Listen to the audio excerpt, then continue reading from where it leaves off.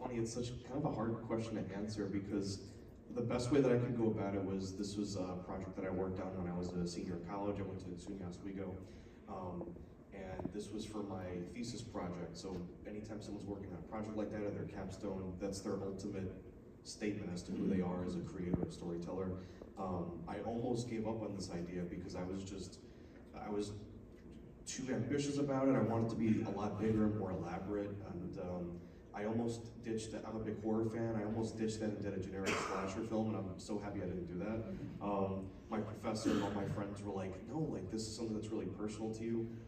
The video, just to confirm, the video is me as a little kid. I mentioned this at the showcase yesterday. I had another film play with one of my friends in the audience. I went to Sacred Heart Grade School up the road, and that was in the church hall. So I titled it, yes.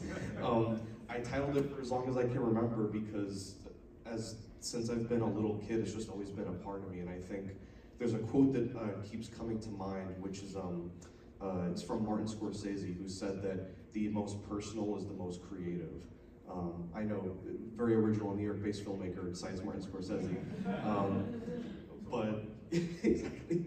But it was just something that dance is something that's a huge part of my family, a huge part of who I am as a person.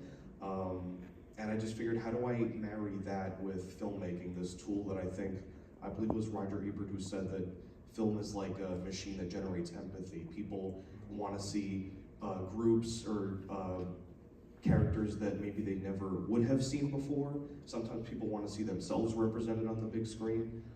And that's something that I tried to channel. I kind of treated it as kind of like a bigger version of therapy. So that's kind of how I went about it, and hopefully that translated home. Can you bust the move right now? I think I need some music to play for that. I'm on stage right now. Ooh. We're gonna hold that as tension. Hold that. That'll be the tension for the rest of this this discussion. What will happen? We'll see what happens.